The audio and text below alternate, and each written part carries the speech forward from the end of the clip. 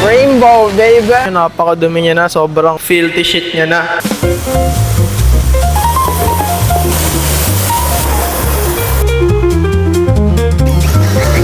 Pumugi ulit siya mga pare. You're not dead yet. Everything litty, I love when it's hot. Turn to the city, I broke all the knot. Got some more millies, I keep me a knot. I created history, it made Yo, me what's up mga boss? Ngayon nga pala ay magugas tayo ng kahan ni Ultra at si Ultra mismo. Dahil natengke nga si Ultra nung matagal, halos 2 months siguro yun o 3 months. Napakadumi niya na, sobrang filthy shit niya na. Grabe, linamon na yung kahan ni Ultra ng alikabok, ganyan. Kaya tara, samahan nyo ako, linisan natin tong hayop na to. Let's go! Nasa Winer's Garage nga pala tayo. Thank you po, Winer's Garage. Ipipresok pala muna namin yung motor. Sasabunan muna natin siya, tatapalan muna natin ng sabon, ganyan.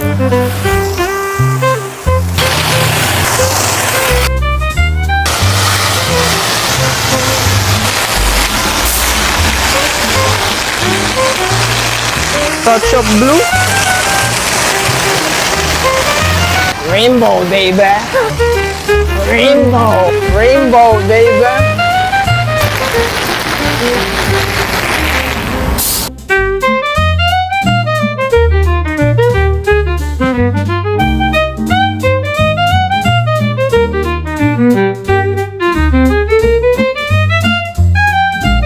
Na-pre-soak na natin siya. Sa Winer's Garage lang kayo makakita ng iba't ibang kulay na sabon. Meron tayong yellow, blue, and pink. Di ba? Napaka-cute. Walang filter yan mga boss. Yan talaga ang kulay ng bula natin. Tayo lang natin ng mga ilang minuto tapos banlaw na natin siya.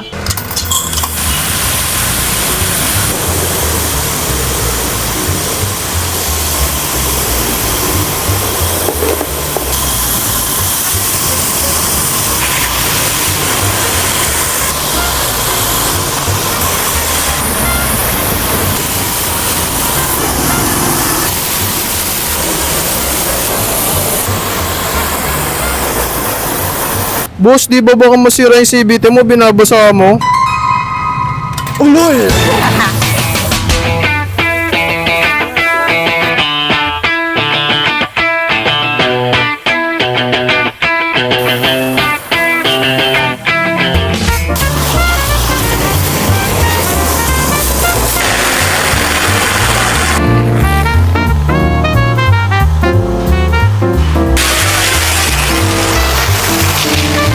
Gago dito.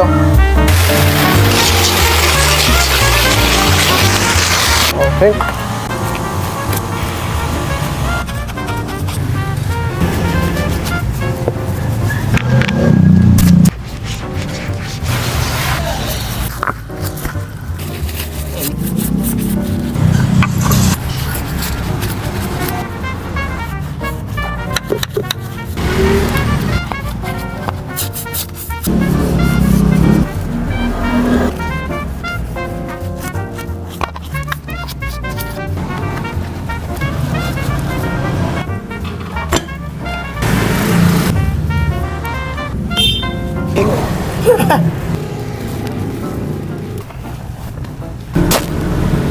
Parang karos na sa ibang bansa.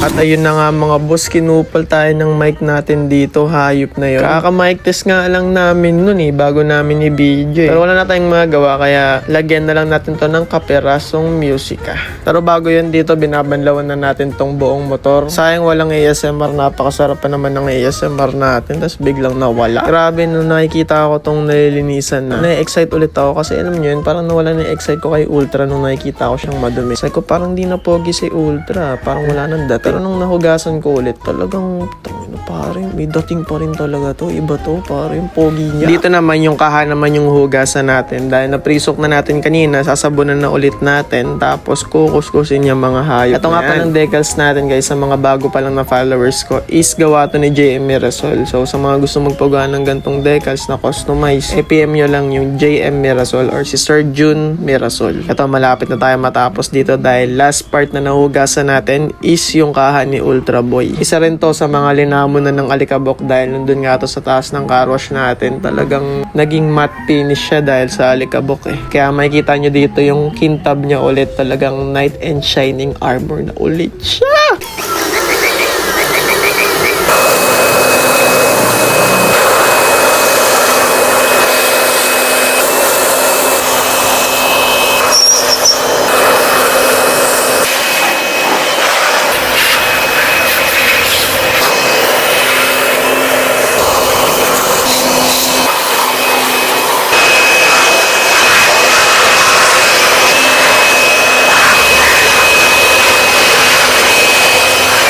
Okay mga boss, nahugasan na natin ang kaha ni Ultra Boy at si Ultra Boy mismo, napaka-fresh na guys. Kasi nung nakikita kong madumi si Ultra, parang sabi kong pangit niya eh. Nung nahugasan ulit natin, grabe, gumanda ulit siya. Pumogi ulit siya mga pare. Kaya ito, bigyan natin ng kapirasong montage at syempre medyo bibitinin ko kayo ng kakaunti. Bibigyan natin ng part 2 yung pagkakabit ng kaha na ito. So hanggang dito na lang muna at montage. Where you're